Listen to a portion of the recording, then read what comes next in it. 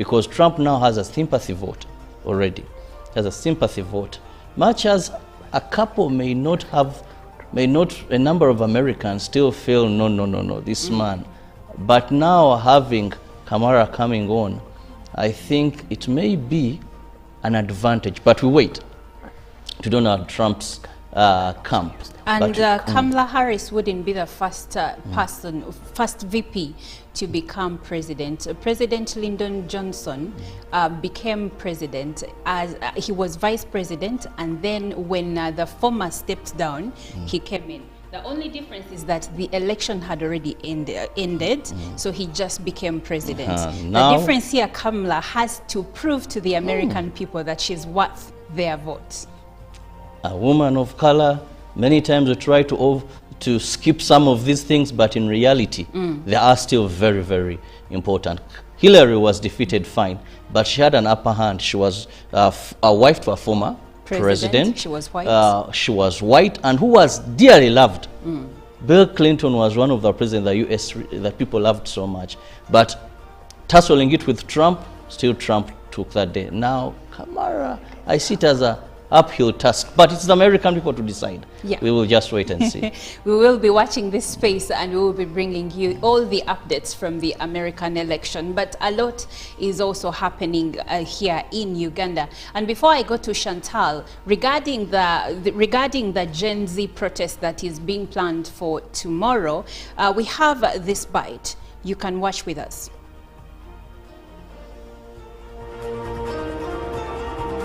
Hear people talking of demonstrations, what? Demonstrate, when you demonstrate in a place like Kampala, people are sitting on the roadside. They are sitting on the roadside. When I pass by boys there, they have got their chairs on the roadside. Are you going to step in people's products or trample their chairs, their furniture? You are playing. Do not have such ideas in your head. If you have got some good ideas, there was a time when Nakarema some time ago organized us, and on the weekend, on the Sunday when there was nobody on the road, we walked to Kororo, and we were talking about corruption. So if you want, contact Nakarema on a day when there is no Sunday, there's no traffic here in the center. At least we can go to Kororo and talk nicely about whatever we want to talk about, but do not bring. Don't be tempted to bring chaos, step on people's products on the road. Do you have to seek to generate chaotic behavior? What right do you have? We are busy producing wealth. You are getting cheap food. Other people in the other parts of the world are starving. They are crying for hunger. And you here, you want to disturb us. You are playing with fire, because we cannot allow you to disturb us. And it is very unfair of you. You don't ask yourself, these people who are doing all this, who don't sleep, who work all the time so that I get cheap food, I get easy things. What will they say if I try to disturb them? Well, those are the views of the president regarding the impending protest by the Gen Zs against corruption. He says, do not disturb us. If you would like to talk about corruption or protest against corruption, then contact Colonel Edith Nakalema, formerly of the State House Anti-Corruption Unit, so that you can have a conversation and can arrange something like we did a few years ago when there was a march over the weekend against corruption all across Kampala and then it ended in Kololo ceremonial grounds. Chantal, good morning. Good morning, Olive. How are you today? I am great. Now, regarding the president's comments, what's your view? Well, I would say partly he's right, because we all do know that protests do more harm than good. Much as it's an expression of dissatisfaction in certain areas, you'll agree with me that for the times we've had protests, however peaceful or non-peaceful, we have seen people's shops being looted, we have seen people dying, innocent people at that. So I believe if we can have a better way of expressing ourselves, then we would rather opt for that one, because it's likely to do more harm than good. That is what I think. But away from that, Olive, I don't know if you're aware that there has been money allocated, and this is for police and prisons servicemen, and as we speak, the IGP and CGP will earn about 15.4 million Uganda shillings, and this is up from 6.8. Let's say their salaries have been doubled. Interesting. That's even more than double. let's just say it has been doubled, and then when we go back, pardon? Is that the take home? Yes. Is that Because after tax? the more you earn, the more you're taxed. So If it's around 15, still the take home is above 10, honestly. Thank you very much. It's not that bad. I mean, if from 6.8 Yes. to 5 point something, then definitely I think this is good. This is good for them. Chantal, this is good, but I'm more interested in the salaries for the lower ranking officers. Have they also been bumped? Well, junior personnel in the force have benefited from this enhancement, and they've not stated some of them how much they earn, but their salaries have been increased by about 64,000 and 79,000 depending. Then also a special police constable, that is the lowest rank, will earn 440,000 up from 372,200 shillings, really. And then a police constable or prisons warden will be earning 559,972 shillings, and then a lance corporal will be earning 570,872 shillings. Now, Chantal, as we head into the news, I will say that the difference between the highest and the lowest is quite evident. But regardless, we move on. But you do not expect so let me put it down to a company setting, the CEO to earn as much as their scurry at the gate. Does that help? I understand that, but still, you know what I'm saying. I was almost saying that we as other employees in the public service, I think God should as well see what that's our prayers, depending on what other people are getting.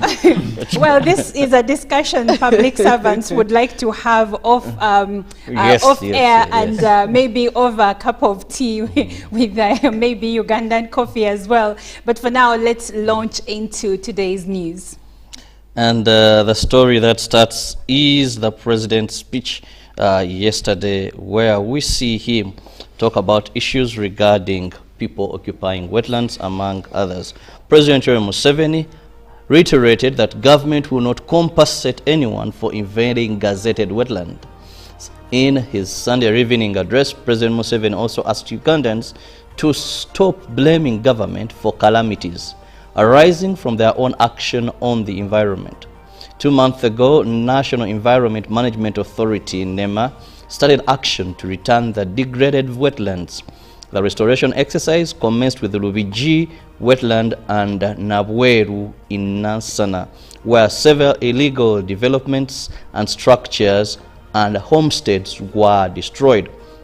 The exercise returned blame to NEMA for evicting illegal wetland encroachers that affected persons wanted compensation by NEMA, which is contrary to the Environmental Act. In the same line of wetland restoration, illegal sand miners were arrested in Maya Bujasi, Rela and Rananjali wetland in Mokoro for illegally degrading and filling of the wetland with maram, respectively. NEMA also halted developments in Kazi, where one Ashraf of Delight Company had gone against the environmental protection rules by illegally filling part of the wetland with marram. In his address to the country last evening, President Museveni reiterated that government will not compensate anyone for their illegalities in invading gazetted wetlands, citing out the recent climate calamities of floods and mudslides. The president asked Ugandans to stop blaming government over calamities arising from their own actions. The president noted that government is incurring high cost of filtering water from the chemicals caused by the invasion of wetlands.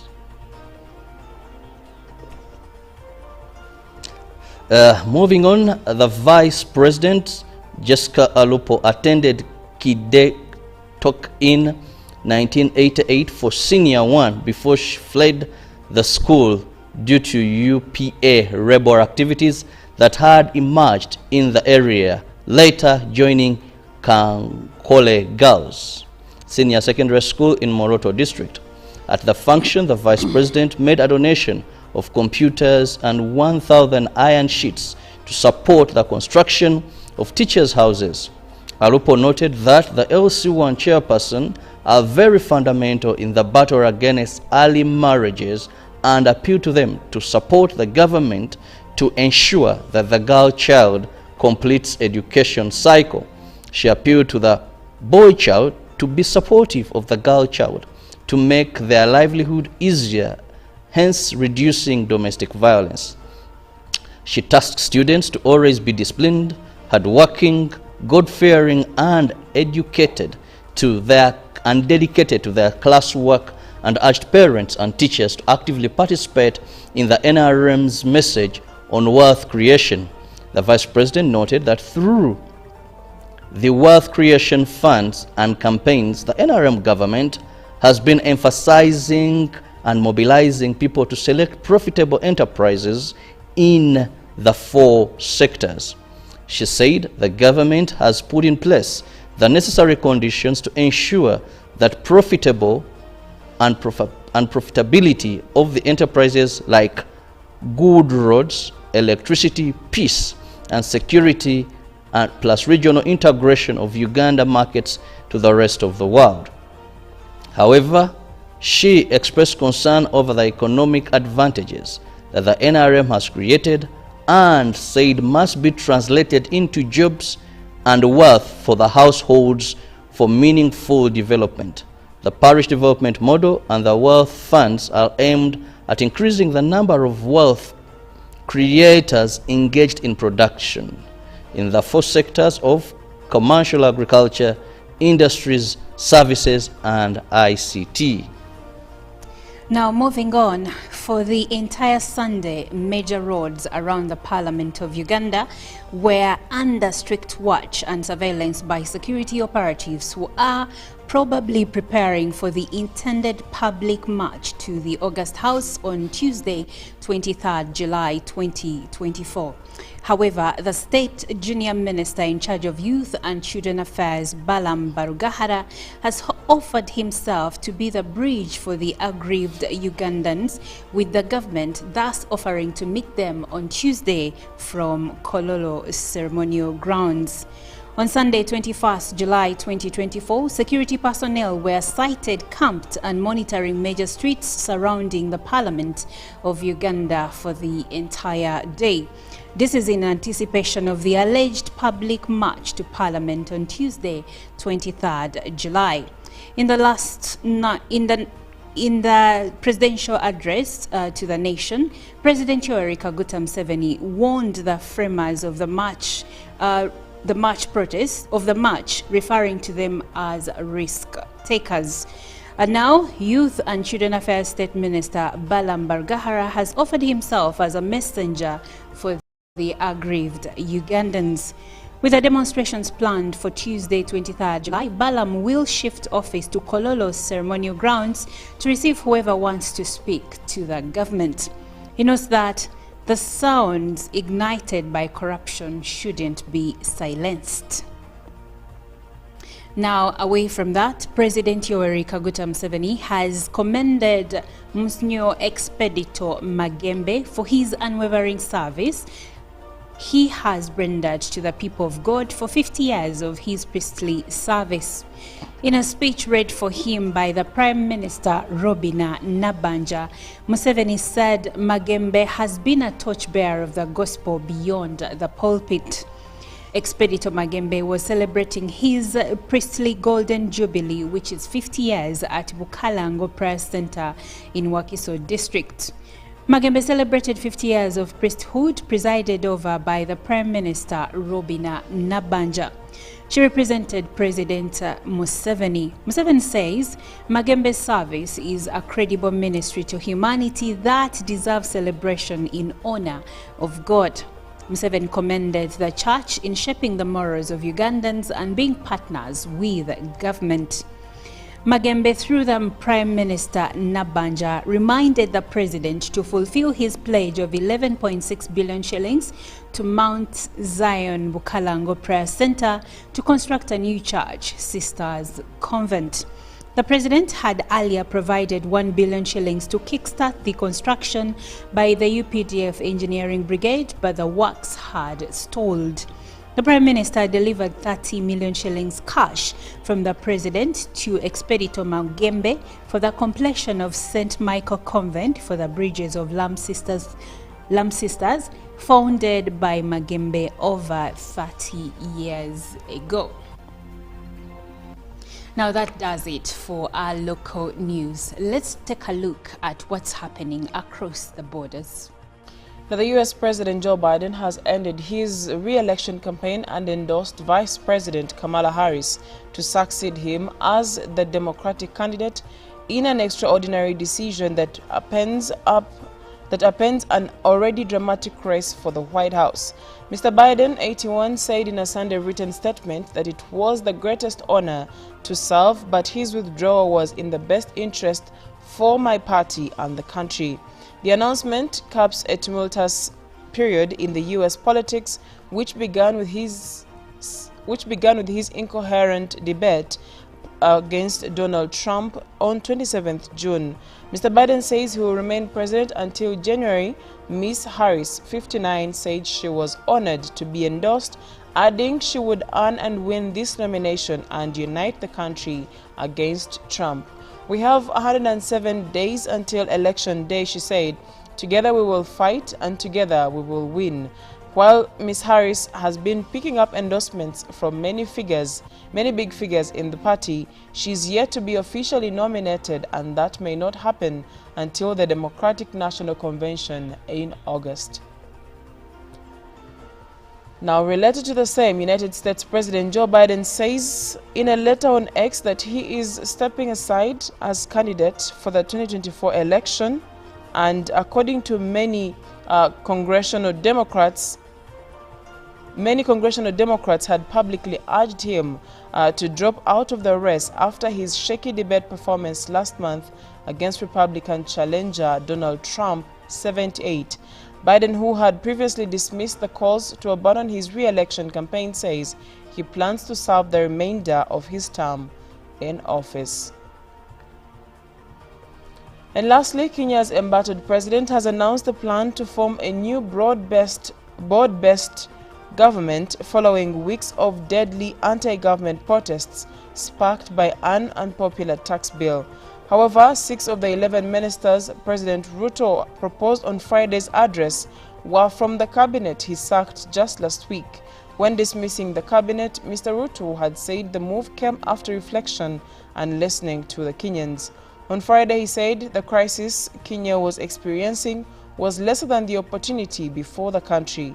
The demonstrations, in which more than 40 people died, began as a response to the tax rises. However, after the government withdrew these proposals, the predominantly young protesters broadened their demands. Recently, they have been calling for President Ruto to resign. And that's it for international stories this morning. And now we look at the dailies to see what we have, especially on the front pages.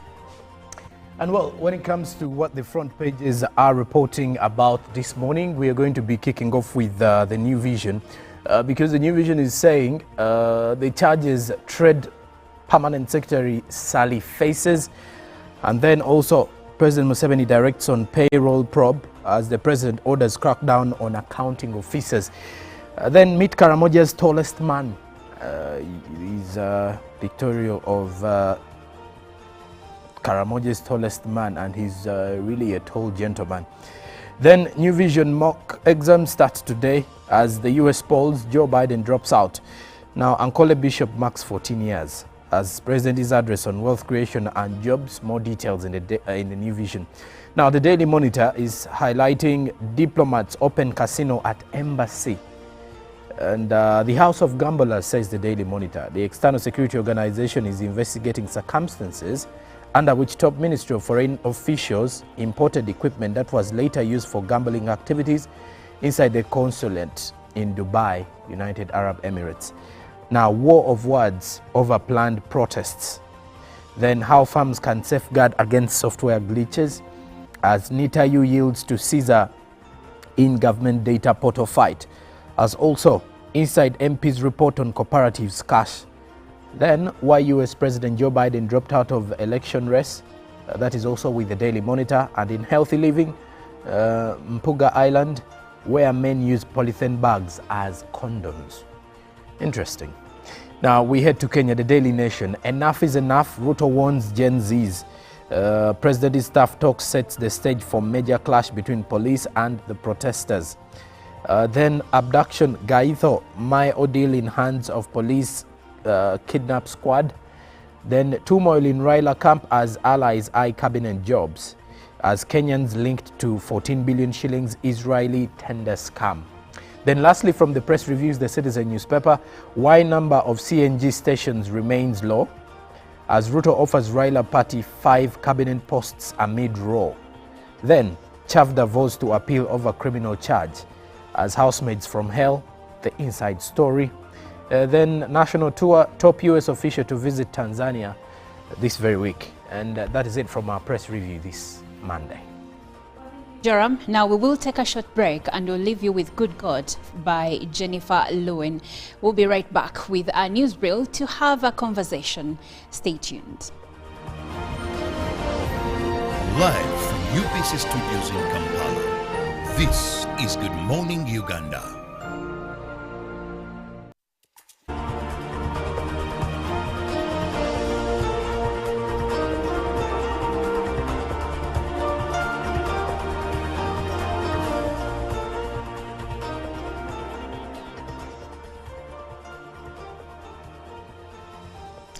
Well, it is Good Morning Uganda once again. We are here to launch you into this brand new week. My name is Olive Monica Najuma.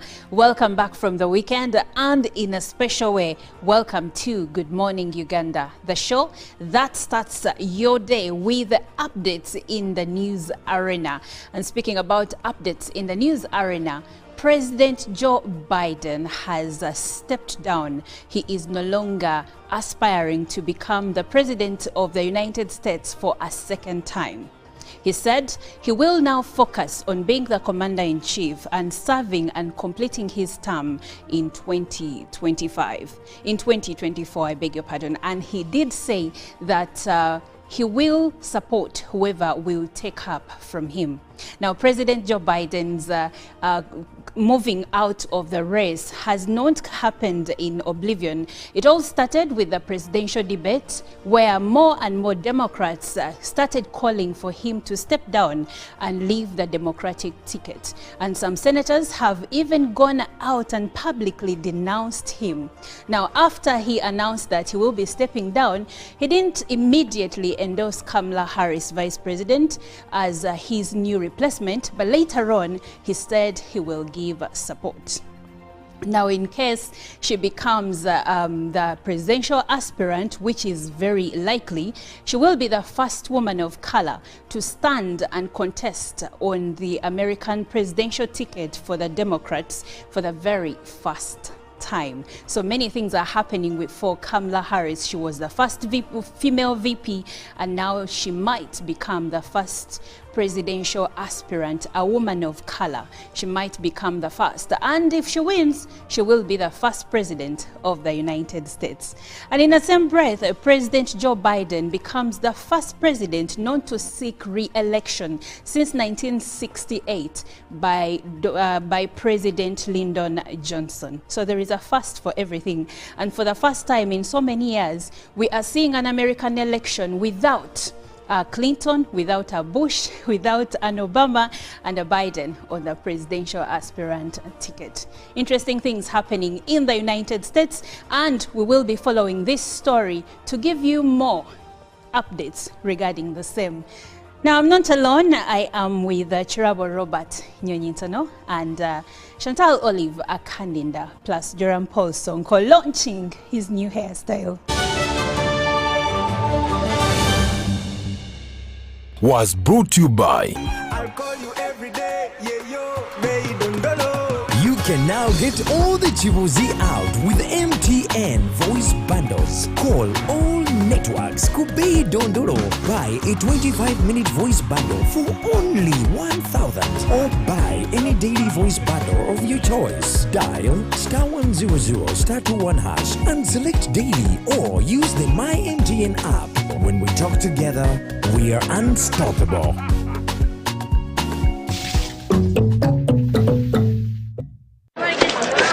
Juko. Yo. Check the shopping, man. What's your secret? Uganda, haven't you heard of the Parish development model PDM? Yes, I did, but I thought it was just a talk. No, it is real. I and a few friends together formed a circle, accessed money from the PDM, invested in a portrait project, and now things are moving.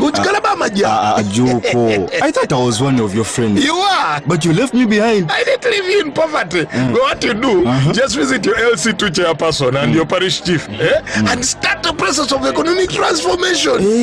Just like that. Okay. The parish development model is an initiative from the government of Uganda through the Ministry of Local Government designed to transform all lives of Ugandans for the better.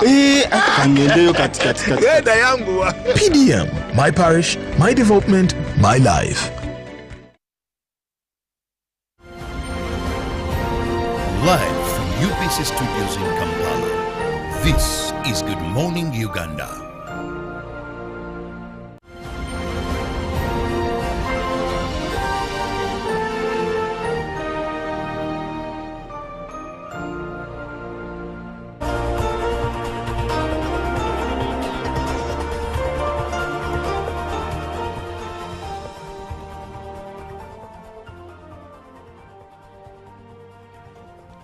Thank you for joining us. Again, if you are just joining us, we started way back at 6:30, but regardless, we are happy that you're here with us. It's Monday. Welcome back from the weekend. Now let's launch into the week by speaking about matters land. If there is anything I know that has brought so many wrangles in different places, families, and even between landlords and tenants, is the issue of land. Now, the government has been challenged to consider paying off landlords and finding a lasting solution to the persistent conflict between tenants and landlords in certain parts of the country. This conversation is a wide one, and I cannot speak on it as an expert, but I believe that together with Robert Chirabo, Chantal Olive, and Jerome Paul, we can have this discussion and maybe even suggest a few solutions that can be undertaken by the government to solve the land wrangle issue that is predominant in different parts of the country. Robert, I'll start with you. First of all, are you a landlord or a tenant or neither? I'm a landlord. You are a landlord. Okay, so how familiar are you with the current system of Busulu payments? Well, I want to say that government brought the past into the present, yet it can still work. Now, many years ago, people got land by virtue of being close to the leadership by then. Kabaka yawa abami bettaka. And some had huge chunks of land that they could not even know where their land passes. but the population was also relatively very low. So this person had land, and there wasn't mechanization of agriculture like it is today. So it was really very big. And some of this land had people, of course, had people on it. So by then, there was what they called obusuru. And there was a system that would work because there were not very many people on this land to begin with. Two, even you, the owner of this land, apart from prestige, because people are not yearning for land as it is today. So you would have your 5 square miles, you even find it hard to walk through. So you appoint someone to supervise the activity there. So if I would grow beans, you'd take some beans. If you would grow anything, so there and a year you would give something in honor of the person on whose land you're staying. Now, because that system had worked, more so here in Uganda, because you have different land systems in this country. Now, for Uganda's case, it's different from other places where they have customary land, or for the central bit of it. Now, times changed.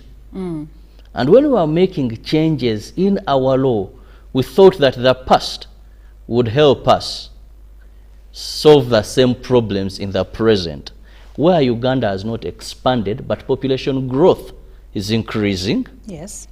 Anyone who has land now, there's also mechanization of agriculture, but also there is demand for land that wasn't there. Now, you asked if I'm a landlord or not. My paternal grandfather, actually my maternal grandfather, was a Gombola chief, Matia Kamunye. Now, he got that chunk of land. Somehow, I took over my mother's share. But why I'm saying that the Busulu approach does not work, in the area where we have this land, the Busulu is 5,000. A year, not a month. Now, someone is on your land, and that person has about 6 acres or 4 acres. He's growing coffee. Some now, because development has come over, he has rentals. He has maybe a factory. He's having a dairy farming on that. What he earns on that land, maybe a month, is like between 3 to 4 million. Yes. But a year, I get 5,000. Now, even if I'm to drive from Kampala or even use a taxi to go and to say once a year I can collect this money, it may not be even enough for my fuel to go there. Or even for your transport fees. Or even for my transport fare to go there and collect this money. Now, however, government assumes, and I remember His Excellency one time said, when in military, when you salute someone, it's a sign of respect. But I mean, what does that person gain from being saluted? But it's a sign of respect. Now, land is a commercial thing here. I don't know how many temptations I've gotten. People looking for me and searching and saying, for you sell to us, we shall deal with those on the land. The tenants. Yes, they are you're telling them, I don't want to break the law because someone will tell us what the law says. I don't, because I know what the law says. But this one tells you, sell the land. Okay, now this is when I loop Chantal Olive into the conversation. What exactly does the law say about land and also obsulu? Obsul, that is ground rent in layman's language, I suppose. Well, Olive, taking a look at what the law says. I'm trying to get especially to the part of the lease. To the part of the busulu that you're talking about. I think busulu in English is what we call nominal ground fees, and as Cherebo was putting it, if you're in the village, you're earning about 5,000 Uganda shillings annually, and then town boards earn 20,000, town councils 30,000, municipalities 40,000, and the city goes for 40,000. And I think that's where the contention is at the moment, because the owners of the land want to utilize the land. They are not gaining anything from the land yet. I think there would be perceived squatters, but they've held that land for quite some time. They may not, you can't really entirely claim it, and partly the law does not allow you to claim it entirely. And also, if you should take them out of that place, or if you want them out, there has to be a compensation for these individuals. As of now, that is what we know. There has to be some compensation for these individuals, and that is what is affecting these landlords. And that is why the contention is coming in hot at the moment. Okay, now just to have a proper understanding, does a tenant, is a tenant the same person as a squatter, or there is a difference? Well, in this case, you know, after a period of time, or depending on the time that person, you know, started utilizing that land, they can't be perceived as a squat, especially someone who has been paying busulu, right? That's the word. Yes. The person has been paying busulu for quite some time. That person is no longer regarded as a squatter per se.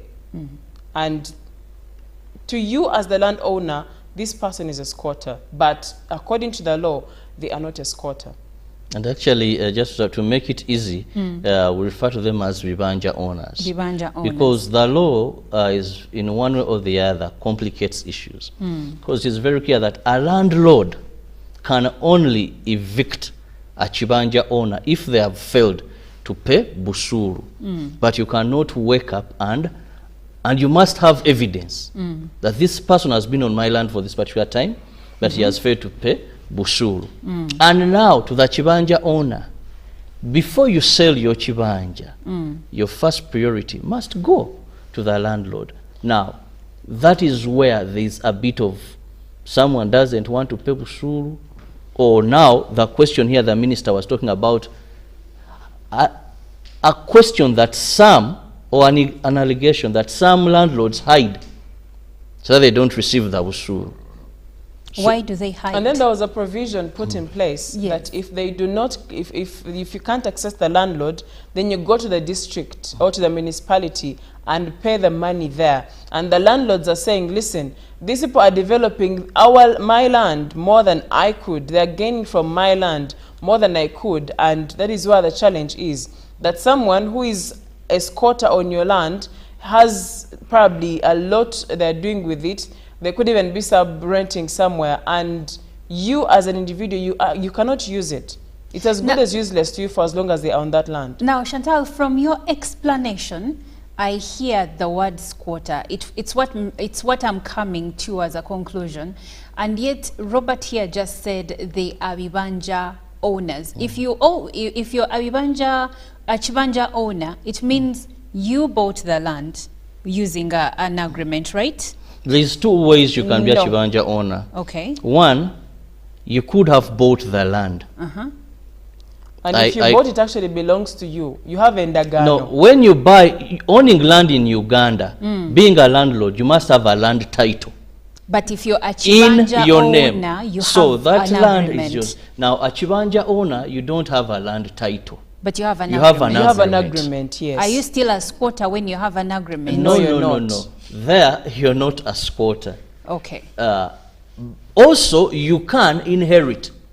Like I can pass on my chibanja to my heir. Okay, now the biggest question here, and I believe there is a viewer out there that wants, let me loop in Jerome Paul here.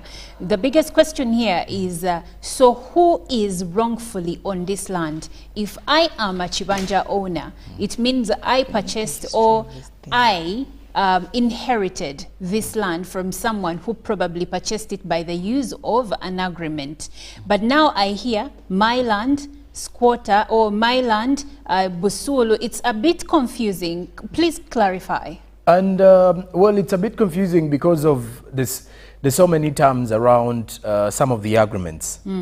And when you also look at the issues rotating around the conflicts that tenants and landlords are having today, is that in most cases, you realize that some of these agreements, especially the written agreements, at times do not necessitate that you are going to be the full owner of, let's say, the land. And that's why we are even having issues of people losing property that they claim to having bought. That you've bought, let's say, an acre or a hectare of land, and then after a period of time, someone comes back as a rightful owner. Now you have an agreement or you have the endagano, but then someone comes back with a land title.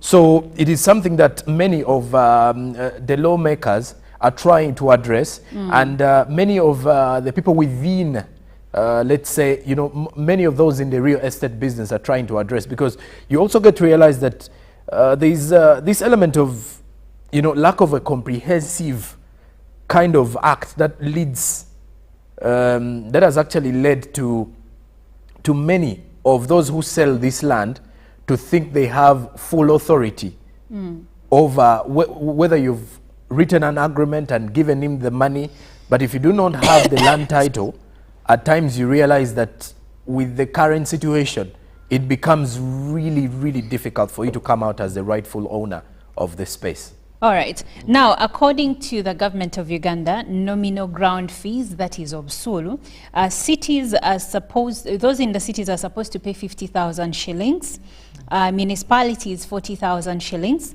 town councils 30,000 shillings, town boards 20,000, and in villages, that is the 5,000 Shirabo Robert talked about earlier. But also, now, also there's also some inspection fees. Especially when it comes to, this is also attached to nominal fees, that if at all in a city area you are to inspect a square meter, it is 1,000 shillings per square meter. And then inspection fees for class A and B in municipalities is 750 shillings per square meter. Now this is when you're going in inspection, and then there's also inspection fees for class A and B in town councils. 500 shillings per square meter. And then for districts, it's 300 shillings per square meter. This is also part of the nomination. It keeps going lower and lower. Now, there is the proposal that the government should pay off landlords and amend the Land Act. What are your initial thoughts on this, Robert? That could be a very good step in the right direction. And government has already done it in about a number of districts. I remember last year but one, when we were celebrating the NRM anniversary, that was in Kakumiro, we saw the president hand over land titles to some people who had been on some particular land that government has decided to buy the land, then give those who have been having Bibanja there land titles. Now, that would be the greatest achievement that government would have done in solving the land issues, because the assumption of Busuru as a solution, that with the value attached to it, that cannot work. You can't tell me that in Kampala here, you occupy 1 acre, and you know how much you can put on that? Yes. You could even have storage buildings giving you billions. So 1 acre is that, just to and be then clear, you're 1 giving acre your is the landlord, equivalent of a football field. And then you're giving your landlord, is it 50,000. So the Busuru, even if we propose that if Chirabo hides in Kampala and you don't know who to give the Busuru, but deposit that man on Gombola, that is not a solution. No landlord is happy with the current Busuru because it's too little to mean anything. Maybe a sign of recognition, but you see, this is something commercial. It is commercial. It's not like I'm a priest and a junior has to show respect to me. No, this is commercial. You're sitting on something that can change my life. So in your perspective, government taking over and paying off the landlords? Yes, if government, for example, I had my good acres and the government is willing to give me my 5 billion. Why would I bother with these people to give me my 3 billion? Okay. Because I would also feel value. But we cannot end the land question when you are still relying on Busuru. That is why when we are talking about how people become Bibanja owners, today you're my friend. We could be very good friends. And I decide that, I have so much land. From there to there, I've given you that land. So you stay on the land. You produce your children. Now, the Lord calls you and the Lord calls me. My children will ask your children, produce documentation that you got that place.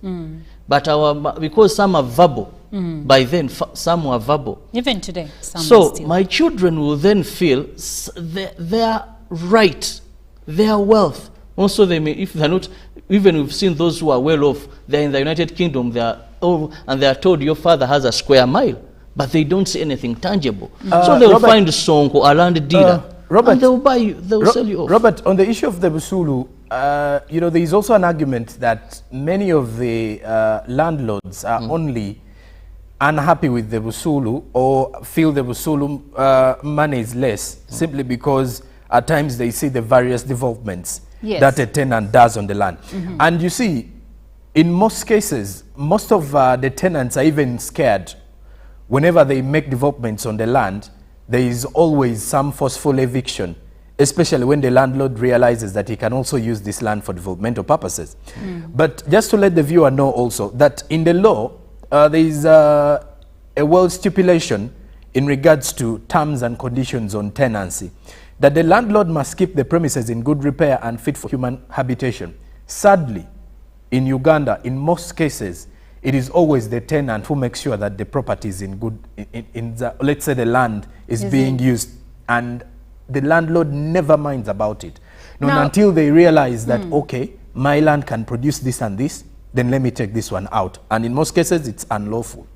Okay. Now, Chantal, if the government moves to pay off landlords so that now the tenants can be able to get land titles, unfortunately or fortunately, this money will come from the coffers of taxpayers' money.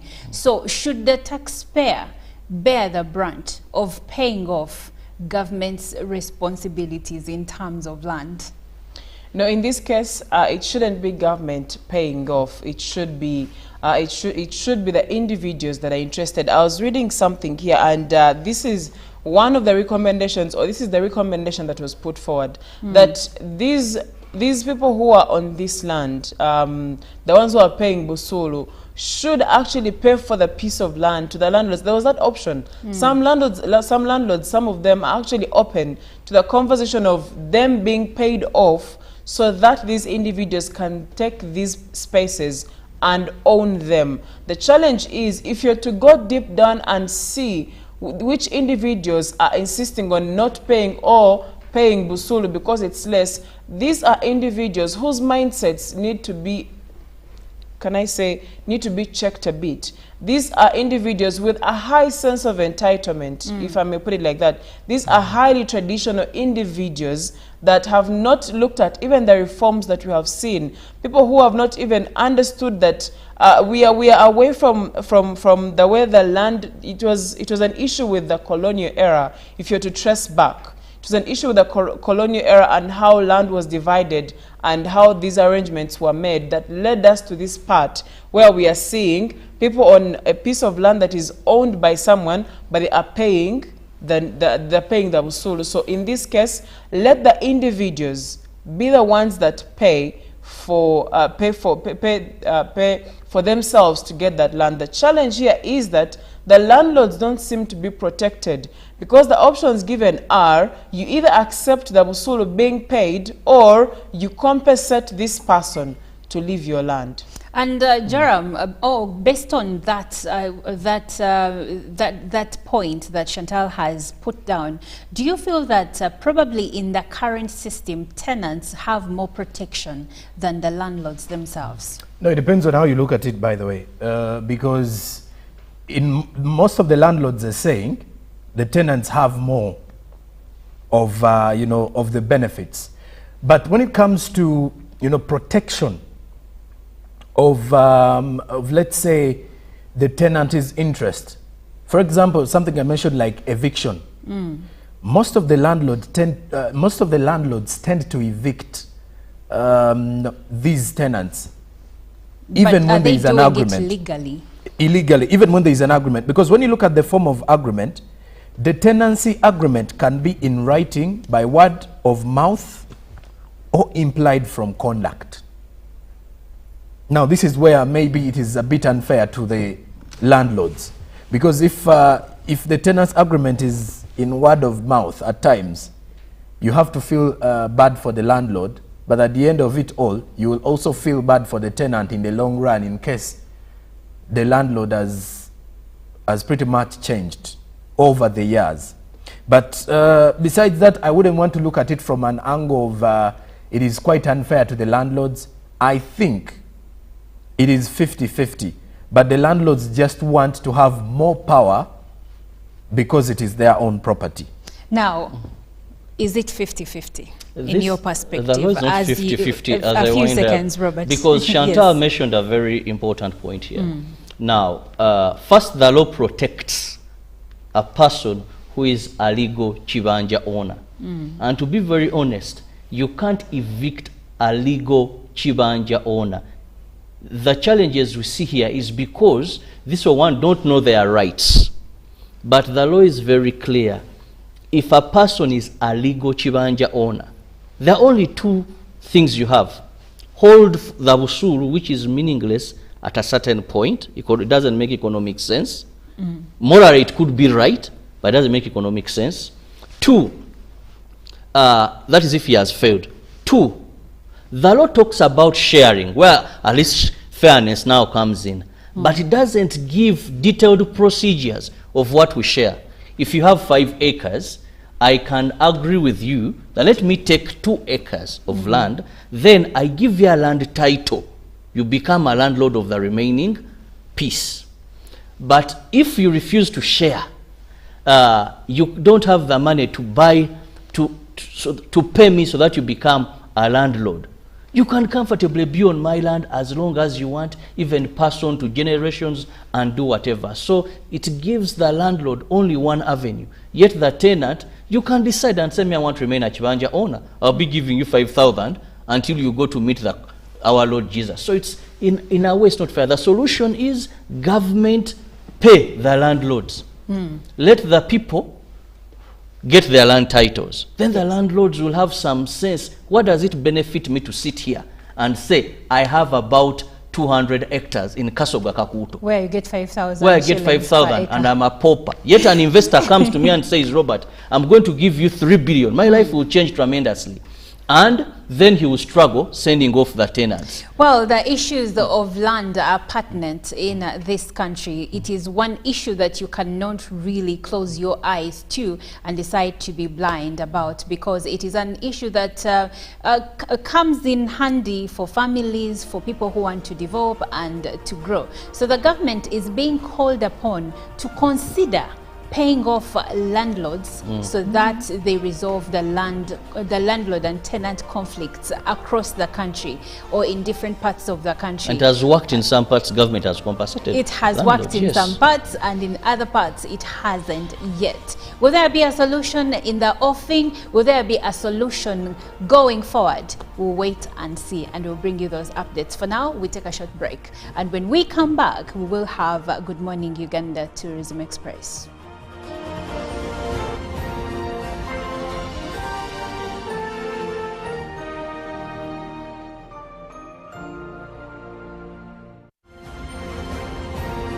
Live from UBC Studios in Kampala, this is Good Morning Uganda. Juko. Yo. Check the shopping, man. What's your secret? Uganda, haven't you heard of the Parish development model PDM? Yes, I did, but I thought it was just a talk. No, Sebatia. It is real. I and a few friends together formed a circle, accessed money from the PDM, invested in a portrait project, and now things are moving. Juko. I thought I was one of your friends. You are. But you left me behind. I didn't leave you in poverty. What you do, just visit your LC2 chairperson and your parish chief and start the process of economic transformation. Just like that. The Parish development model is an initiative from the government of Uganda through the Ministry of Local Government designed to transform all lives of Ugandans for the better. PDM, my parish, my development, my life. Live from UBC Studios in Kampala, this is Good Morning Uganda.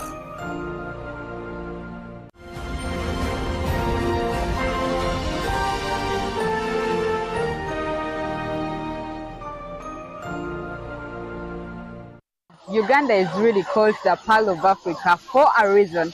And some of these things you get to know and appreciate the beauty that there is in the country when you explore. Ngamba Island is one of those places that will surely make you believe that Uganda is the Pearl of Africa. I am Irene Alenamisang, and this is the GM Tourism Express at UBC, where we take you around the Pearl of Africa, exploring different places. Now here we are exploring the chimps at Ngamba Island Chimpanzee Sanctuary. These chimps, it is funny or amazing to see that they have hierarchies, just like we have the social classes. These chimps have hierarchies. They have a leader, like a president or the leader of the community, and the community at Ngamba Island is led by Chisembo. But the story how he got the leadership, there are also maybe like the likes of Mawa who now got depressed, or he isolated himself because he lost the campaigns, the votes. So you see that there is politics here. It is just amazing to see that these chimps are also like human beings and they also want leadership. Well, it is now feeding time. We are going to see how they feed, because when it is feeding time, it is also play time. Let's go do this.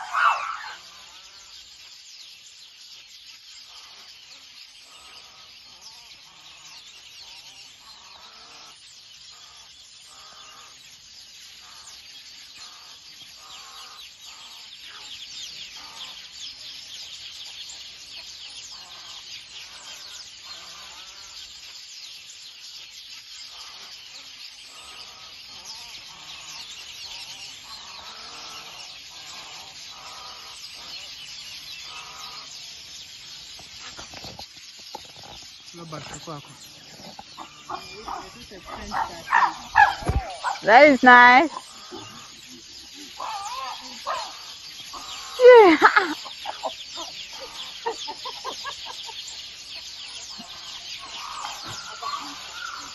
Let me see who.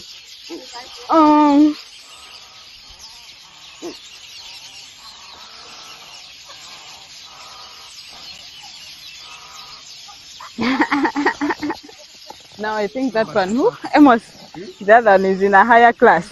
Because when this one saw him getting the other one. The alpha. Yes. Hey, Chisem, I saw this one when he was getting the tomato, he left it for him. Yeah.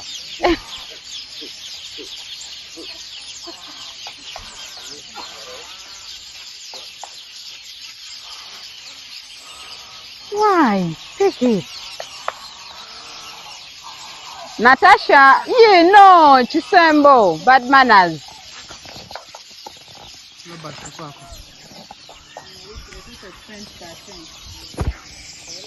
Let me give Natasha. Natasha?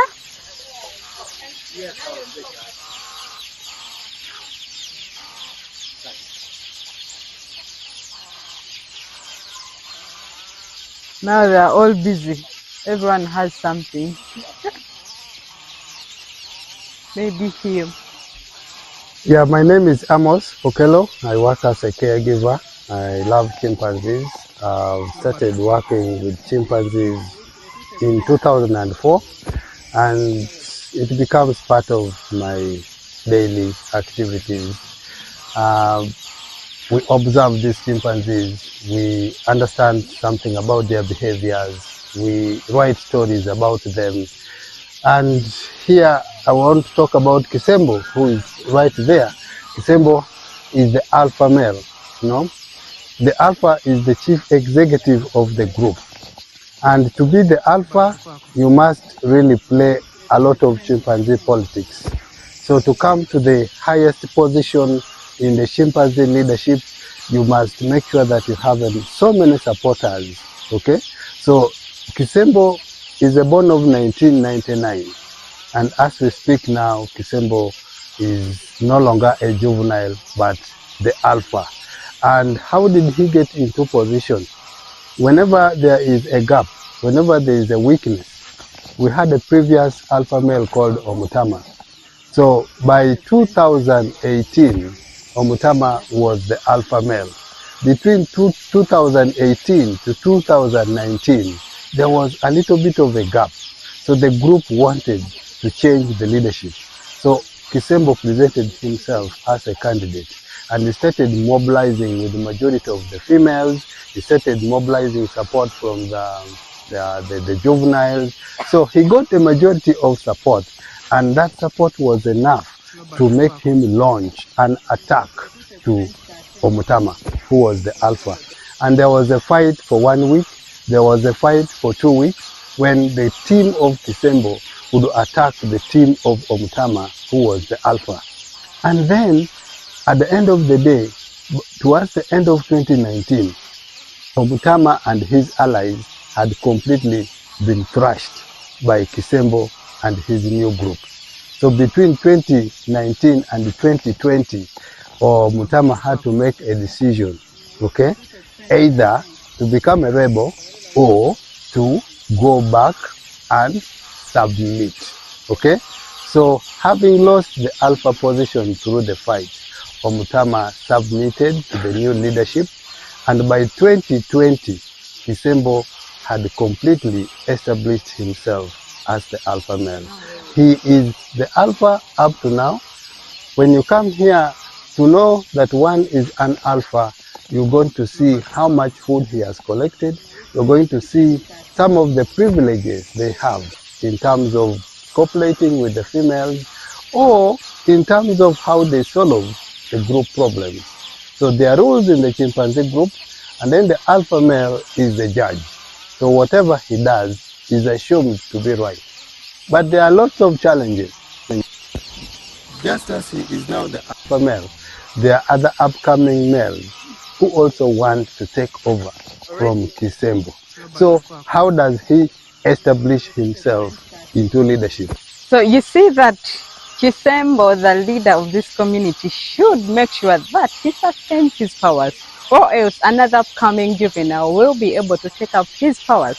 But how is he going to be able to maintain this leadership that he has? He has to be confident, he has to do different things, but it is exciting to dive into the politics of the chimps at Ngamba Island. And if you want to see chimps, there is no doubt that when you visit Ngamba Island, you must see the chimps. So just find time, get that day off, get a night off, come to Ngamba Island and explore the beautiful chimps that call this place a perfect haven. Thank you so much.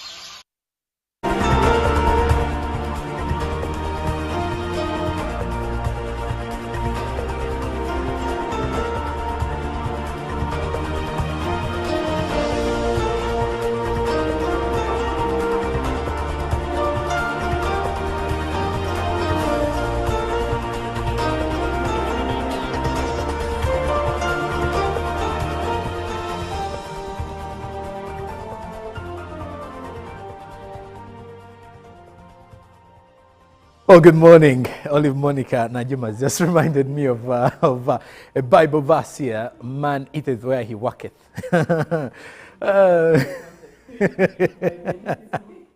Well, good morning, and it's now time for us to check into the world of business. So where are you working? Because we want to believe where you work is where you're supposed to be earning something to eat at the end of the day. So here is a new week, a fresh one, with fresh energy for you to go again. Go harder and see how best you can easily make some good amends, as this exact week is salary week for some of the corporate workers. So if at all you have a corporate friend or best friend, you can easily check on them, because this week the accounting officers are quite busy in making sure that they let out the salaries and allowances. But welcome on board to Good Morning Uganda Business. I am Joram Paul Sonko. Now we're going to start with fruit farming, because at least 413 graduates in fruit farming were passed out at the Delight Nwoya Agribusiness Institute. And this is the manufacturers of the Cheers juice that made our childhood memories. Now the program that targeted women in underserved communities of Yumbe, Madi Okolo, Telegu and Ajumani was funded by Private Sector Foundation Uganda through the Grow Fund, a World Bank project. Now, using the Adieri outdoor training model, 413 beneficiaries were taken through rigorous theoretical and practical fruit farming lessons at the Delight Farm Institute in Nwoya. Now, each cohort of 100 beneficiaries were trained on how to turn fruit farming into a viable money-making business.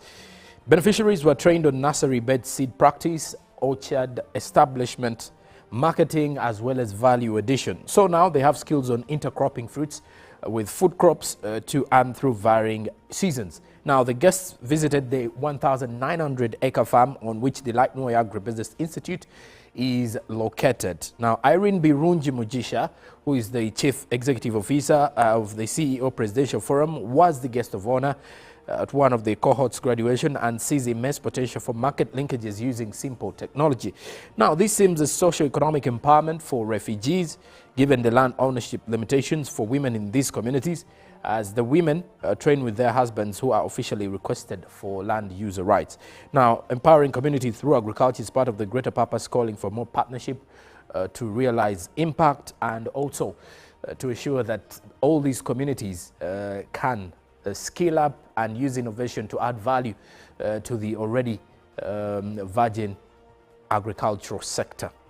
Well, it's not that virgin anyway, but so many practitioners are in the agricultural sector. Now, only the strong survive within this particular sector, so that is why scaling up many into agribusiness, marketing, value addition, and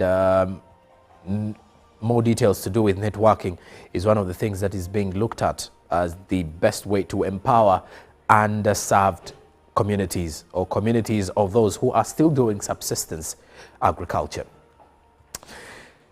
Now, as we continue with our business news, like I did mention, it's a fresh new week and more details are coming in revealing that social media uptake across the African continent continues to rise. Now, the rise of digital activism in Africa is something that is being looked at as adoption continues to surge.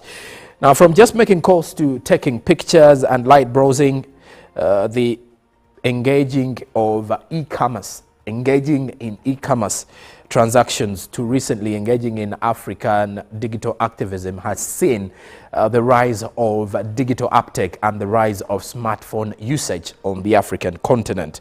Now, this is making smartphones market on the African continent fast evolving because 3 different reports show that the continent is witnessing a big shift to high-speed internet-powered mobile devices that can better photos and have huge storage capacities, driven by a growing demand for digital services and social media engagement, which has made very many people to turn onto making a lot of money using their smartphones or using the digital space to earn a living, not only within the East African region, but on the entire African continent. Now, International Data Corporation shows that over the first 3 months of 2024, smartphone shipments in Africa surged by 17.9% to reach 20.2 million units compared to the previous year. This now defies macroeconomic challenges and forex issues. Now, over the same period, feature phone shipments declined 15.9% to 18.8 million units. This marks the first quarter where smartphone shipments have surpassed feature phone shipments in Africa.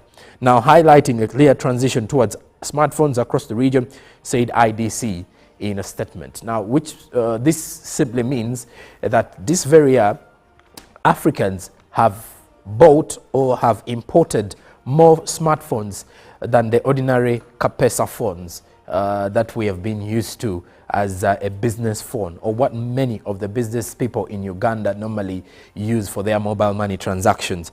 Now, according to IDC, which stands for the International Data Corporation, South Africa was the largest smartphone market on the entire African continent, and this is followed by Nigeria, that is in West Africa, and the East African region, it was Kenya. And this is respectively fueled by rising popularity and availability of competitively priced Chinese brands with advanced features.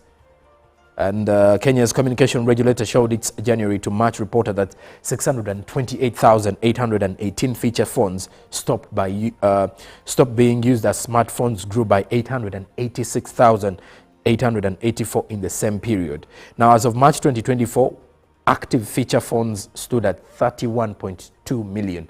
That is for the active feature phone users, down from a 31.8 million registered in December of last year. Now, the number of smartphones in use increased from 33.6 million to 34.5 million during the same period. Now, also this is a report by global technology market analyst, that is Canalys, which showed that smartphone shipments recorded an annual growth of about 24% to reach 19.2 million units. That is in quarter 4 of 2023, or the last quarter of the financial year of 2022-2023. Now, also during the same quarter under review, South Africa, Nigeria, and Egypt grew 15%, 63%, and 63% respectively. And this witnessed the largest smartphone shipment numbers on the continent. And please do note also, when you look at South Africa, Nigeria, Egypt, and Kenya, these are some of the African countries where e-commerce is growing tremendously. And the results are something to look back at and say we can easily benchmark, especially for a country like ours, where internet charges seem to be quite high, making it really difficult for some of the many business traders who are trying to trade their plight online. But when you look at the uptake of smartphones in Uganda, it is also steadily growing and rising. And of course, this is highly because of the many brands on the market. When you look at the Infinix, you look at Tecno, you look at Samsung, you look at iPhone, and of course, all of these vary in regards to the prices, but well, it is a market that is free, and that attracts quite a number of phone dealers to make a living and sell off their property with a tagline UK used. But that aside, we now turn our focus on the forex market to see how the various currencies are faring on the exchange. This is courtesy of the central bank. As you're moving out this Monday, how will you find the different currencies? Now, on the screen, you can easily see that by closing time, the US dollar was buying at 3,688.50 while selling at 3,698.50. The Great Britain pound was buying at 4,772.91 while selling at 4,785.85. The euro was buying at 4,016.77 while selling at 4,027.66. And the Kenyan shilling was buying at 28.26 while selling at 28.34. The Tanzanian shilling was buying at 1.37 while selling at 1.37, and the Kenyan shilling was buying at 201.86 while selling at 202.40. And that is how you will find the forex market this Monday morning. Chantal Oliver Kaninda is here with the traffic updates. Good morning.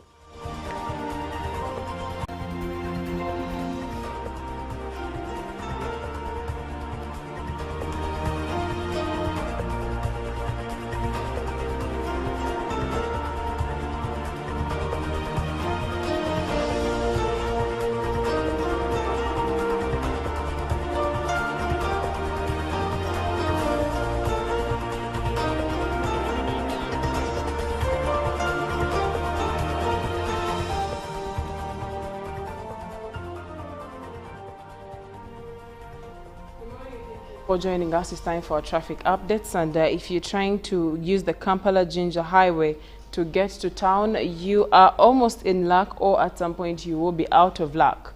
Because guess what? There is little to no traffic as you are traversing that route. However, there will be a bit of slow movement as you are closing into town and as you're approaching the different streets that lead you to industrial area. 3rd Street is okay. As you can see, everything seems to be safe for you to navigate. However, if you are intending to join 1st Street, as you are approaching the junction to 1st Street, there is a lot of traffic on there. And after that, it does not get any better. There is slow movement and a lot of traffic as you are now joining the Wampewo clock tower. Now, that very clock tower is mad with a lot of traffic.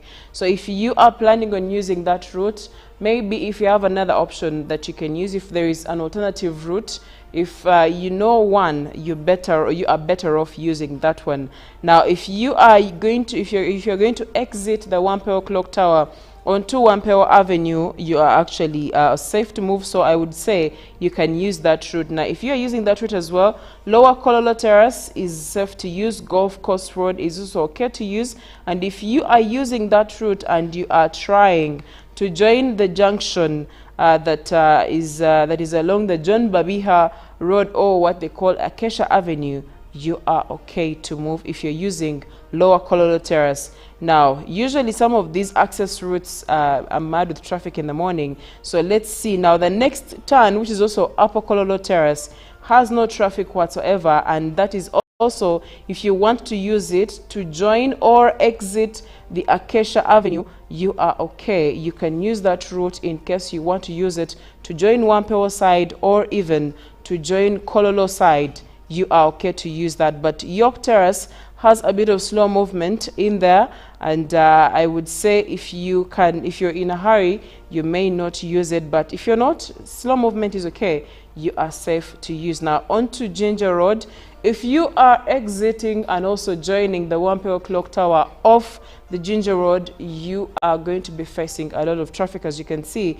But as you move further, as you're now further onto Ginger Road, trying to join the what we call the Ginger Road lights, you'll be finding just traffic at the lights, obviously, because of the very same reason. But if you are coming from town and you are going towards the Wampewo Clock Tower, you'll be experiencing slow movement and a lot of traffic on there. But Access Road is safe to use. Station Road has a bit of slow movement, especially when you have just joined it. But deep inside there is no traffic, as you are now using it to join the side that takes you to Kampala Road or the side that leads you to Nasa Road. There is no traffic whatsoever.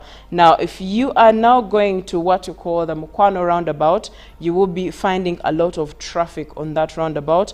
For you who is exiting Ginger Road, trying to join that very roundabout, you'll be finding a lot of traffic. However, if you manage to cross through the roundabout and you're trying to join 6th Street, there is no traffic whatsoever. 7th Street, at the very beginning, there is no traffic, but inside you'll be finding a bit of traffic, and this is mainly because of the roadworks that are taking place in there. So if you have a way you can navigate through and you do not use 7th Street, good for you. But if your offices are that side, brace yourself, you'll be finding a lot of traffic there. Now, still, as you're exiting this very roundabout and you're trying to join 8th Street, there is a lot of traffic, as you can see, and slow movement.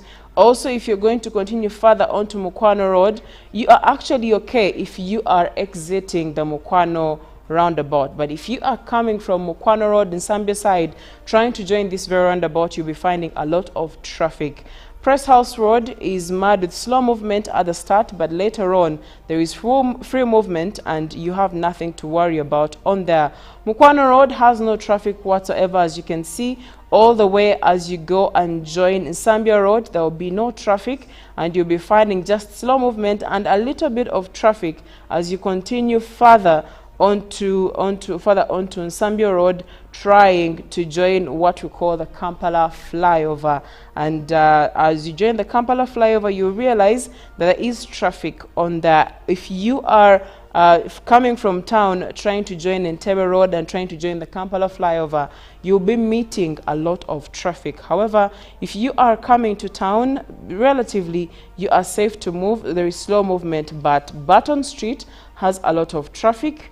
And if you are thinking of starting your hustle from that side, you better use an alternative route. William Street has no traffic, as you can see, and Namirembe Road, if you cross over to the other side of town, Namirembe Road has a bit of slow movement and too much traffic at some point, but you will be finding it a lot easier to move as you move further. Now, Rubaga Road is safe to use.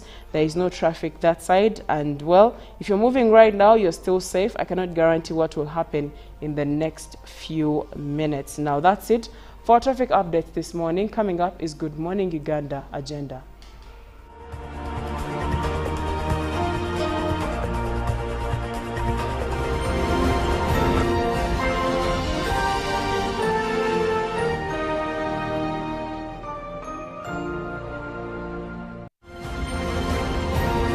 Live from UBC Studios in Kampala, this is Good Morning Uganda. Pick of the day on UBC.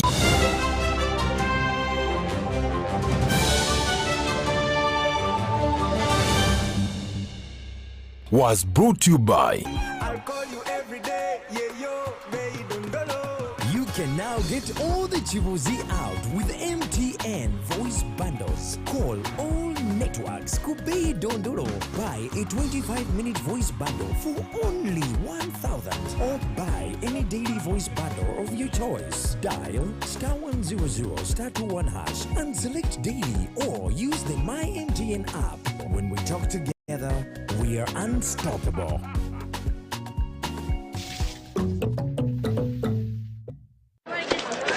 Juko. Yo. Check the shopping, man. What's your secret? Uganda, haven't you heard of the Parish development model PDM? Yes, I did, but I thought it was just a talk. No, Sebatia. It is real. I and a few friends together formed a circle, accessed money from the PDM, invested in a portrait project, and now things are moving. Joko. I thought I was one of your friends. You are. But you left me behind. I didn't leave you in poverty. But what you do, just visit your LC2 chairperson and your parish chief and start the process of economic transformation. Just like that. The Parish development model is an initiative from the government of Uganda through the Ministry of Local Government designed to transform all lives of Ugandans for the better. PDM, my parish, my development, my life.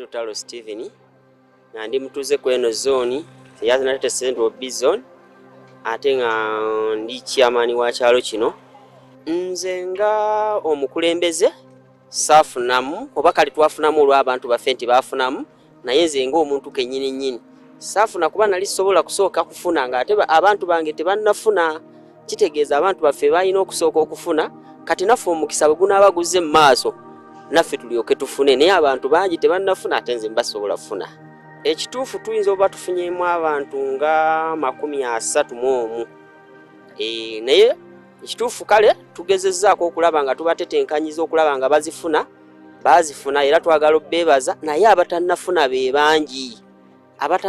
bangi tusaba gavumenti yeekube mu mutima esobole okuwa abantu ate kino ekyalo kyaffe kirina abantu bangi nnyo abatalina mirimu era abakyala mubalabye abatalina capital kati obalaba basanyufu ndozera mubalabye mubayiseemu kati olaba bafunye capital owakananansi ow'obutunda owa caayi kwegamba mukama mulungi naye ate singa mubadde munoonya batannafuna ndowooza mubadde temujja nafuna budde obavaamu kuba be bangi ennyo era mubadde mbawulira amalowoozi tusaba mutuyambe abantu abatannafuna bangi nnyo ekyamazima ndi musanyufu nze ng'omuntu ate nabo bennyini be basinga n'obusanyufu kubanga okuba olinga abadde talina yadde capital w'emitwalo 10 n'abanga afunye capital oyo essaawa eno obalabye abakyala basanyufu ekyenkomeredde kati basaaliza bano batalina ate kati kyovudde olabanga abatalina ate babasalako nnyo okugamba nti ffe mutuwadde ku kasente nabo baagala babenga bannaabwe baki bano abaafunako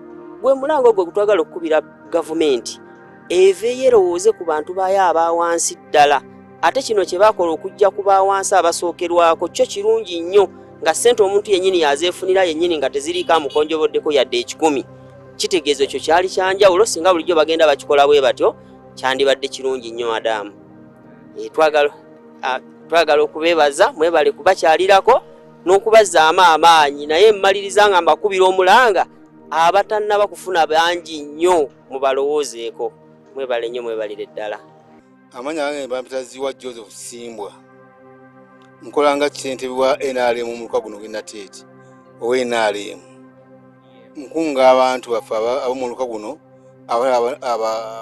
abawejjere bafune sente za PDM president abawadde bongere mu bizinesi zaabwe bukutonotono bakulaakulane kubanga naffe twagala bakulaakulanye mu kibiina kyendabye kinakalabako ebitira bulungi nnyo abaddukanya PDM bagiddukanya bulungi era akikuliramu amisima kawuki atambuza bulungi era abantu baffe akumye bulungi oba PDM bonna bafunye kuba atafunye buli asaba afunye okujjako ataasaba omanyi abantu basooka okuyita ebitaliiyo ne bagamba nga gyebiri kale bajja mu bungi era abantu basigaddeyo bangi abaagala okubawa ssente bangi naye nga nsaba pulezidenti Museveni nga bwe yateekawo ekintu kino ayongere okiteekamu ssente nnyingi abantu bonna bafune ssente kubanga ffe twagala abantu bafune ssente babeere bulungi twagala abantu balina ssente naye nsikakaza nti wali atanafuna baje balenze okubanga batono naye nga bagenda kufuna kubanga zajjidde mu mitundutundu abasooka bafunye n'abaddako bagenda kufuna n'abanaddako n'abanaddako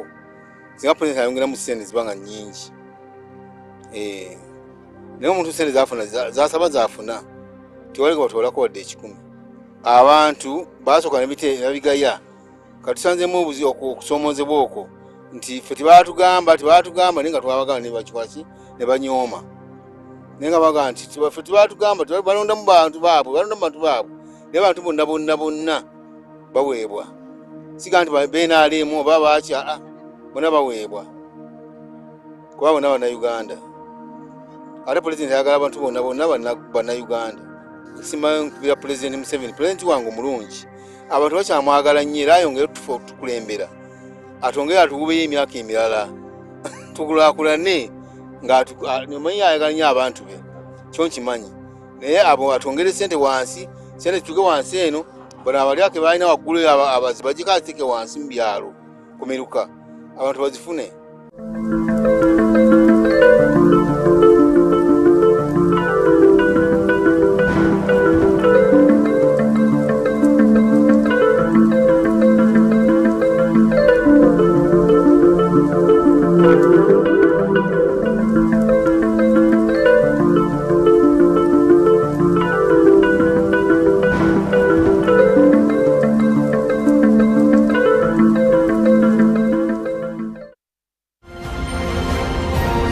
Live from UBC Studios in Kampala, this is Good Morning Uganda.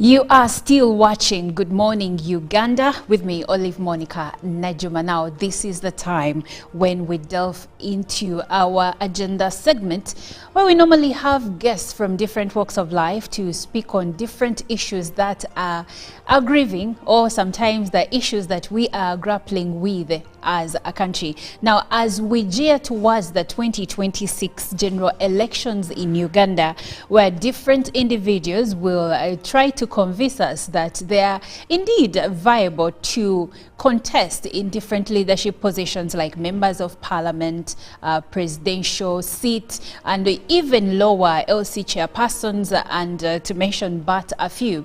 Now, one aspect has stood out like a sore thumb over the last few elections, and that has been in the realm of spending. Lately, it feels like if you do not have a lot of money, if your pockets are not deep enough, then you do not have a chance at becoming a leader in this country. Now, civil society organizations have oftentimes argued that because of this, many Ugandans that are capable to be great leaders are cut out of this cloth because they cannot afford to finance the election. And in this effect, the government has now moved forward and proposed to curb or regulate campaign spending so that we can realize democracy as a country as far as campaigns are concerned. But now, I am a journalist, I'm not a politician. I have with me someone that is credible enough to speak about election spending, whether or not regulating campaign spending is a way in the right direction as pertaining to the national elections that are coming forth, or whether people have a right to spend as much as they want because it is their money, their aspiration, and they can do as they like. These are questions we will be discussing and delving deeper into to have a great understanding of whether or not the biggest problem is the money spent during campaigns or not. And with me is Honorable Mike Sebalu. Now, when I say that he's credible enough to have this conversation with me, this is what I mean. He's the former representative in the National Assembly representing Bosiro East. He's also the former representative of the Pan-African Parliament. And most importantly, he's the former representative East African Legislative Assembly between the years of 2006 to 2013, about 10 years. And also, he is the District Governor Emeritus in Rotary, Uganda. I'm so happy to have you this morning. Yeah, thank you very much for hosting me this morning. Yes. And I would like to salute the viewers and all those following us on the various platforms associated with this media house. It's a pleasure joining you once again to engage in a topical discussion of a very important subject as we near the 2026 national elections. It's a pleasure being here, and I'm delighted to be hosted by a person of your character. Thank you, Honorable. Now, my name is Olive Monica Najuma. If you're just joining us, it's 11 minutes past the hour of 8 o'clock. So let's dive right into it, Honorable. And here I'll start. The government has proposed regulations to curb the commercialization of politics in Uganda. And my question here to you is, what's driving this trend, and why now? Why not before, but right now? Yeah, thank you very much, Olive. That is a very important question, and it kickstarts the debate that we are going to have this morning. Yeah. Election spending or monetization of politics is a big problem to the politics. It's a big problem to the constituents, the people that do elect us.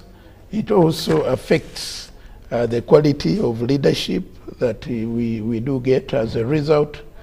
The law regulating electoral spending and funding ought to have come much earlier, but even as it is coming at this point in time, it's not too late because it is necessary, it is relevant, and it is needed.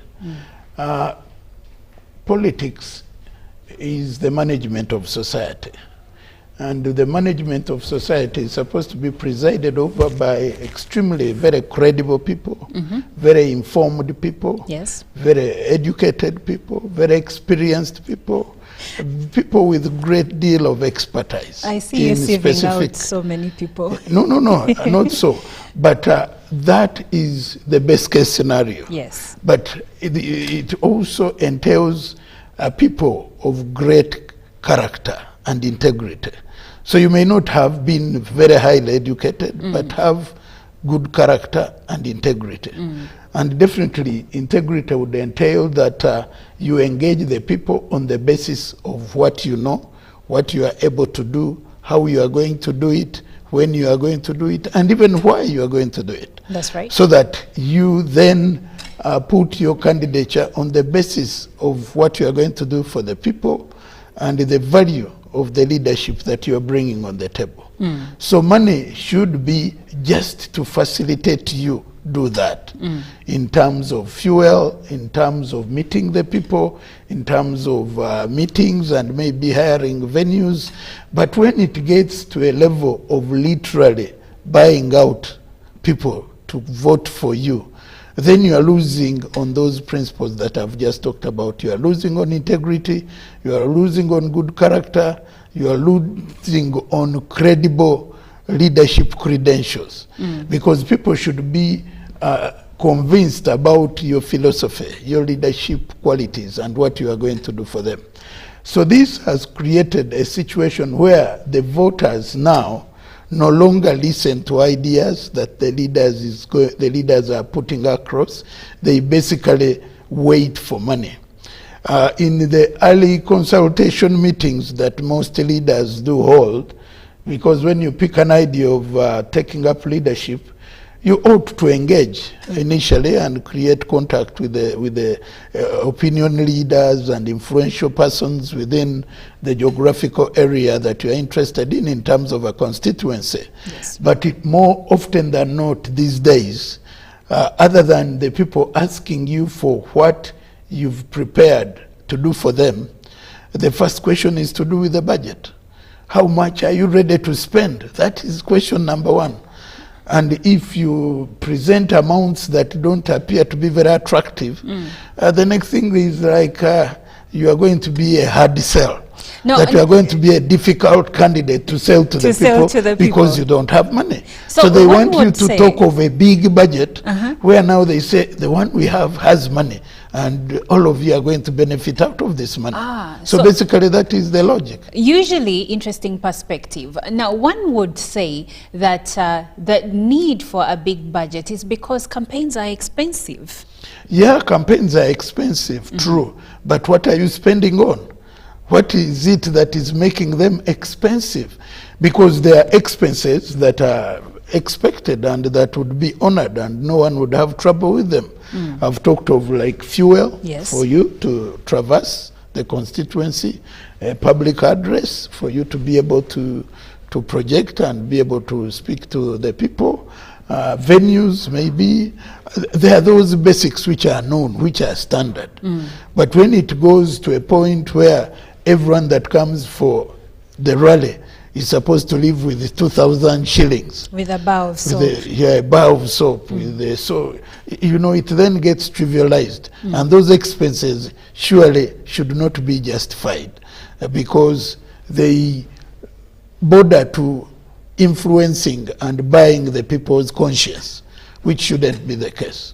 Now, an article by the Daily Monitor back in 2020-21, when we were gearing towards the 2021 general elections, said that a member of parliament or an aspirant for a parliamentarian seat, they had to spend or have a budget of at least 500 million Uganda shillings. Yes. So where does that leave maybe me or someone else that is not deeply pocketed but have great ideas and they have interest, not just interest but genuine interest into the development and leadership of the country?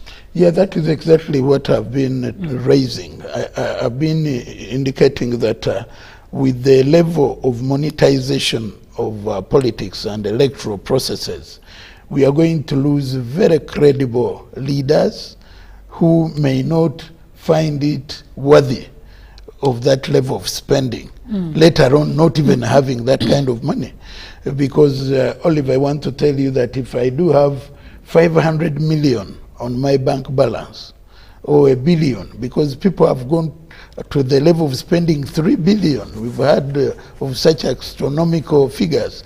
But if I have that kind of money, I think the best way to spend it is not to gamble it in politics. Because you don't know. Because even with it, people can eat it and they don't vote you in. So you don't have guarantee, even using money, that you'll make it.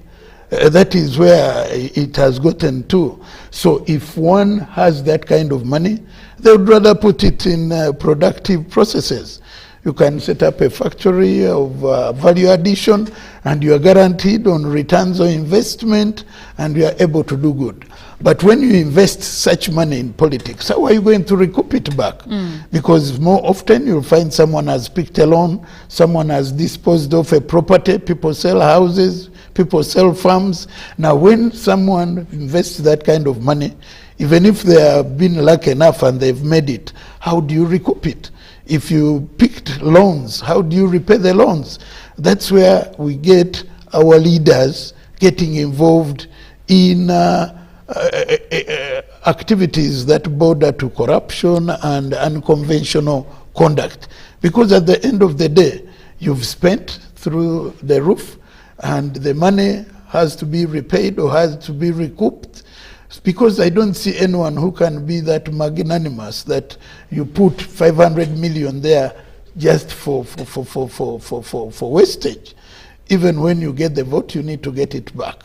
So that attracts and leads some of our leaders into the kind of unconventional and uncharitable behavior that border to low integrity and abuse of office. So it is indeed not something to be proud of. Campaigns are there, you can spend, but spend within good limits. And I think government thinking of a law to regulate is the best thing that has happened. There was a time in this country and many other places where the constituents would go and look out for one of their credible sons with integrity, and they invite you to come and lead them. Yes. I look forward to such a time where people can say, look, Olive, you are in UBC, but you are a very credible young lady, you are transparent, you are very accountable, you have a great deal of integrity, you are very knowledgeable, come and we have you to lead us. There are cases even where people can mobilize money to fund your campaigns because they feel you are worthy of that kind of investment. Now, that is where you can have very credible leadership, yes, with purpose, with good intentions, and with a high degree of credibility. And I like that you say in the past there was a time when the constituents would call you and rally behind you. Now, we have come to today. This is 2024. We have an election coming up next in 2026.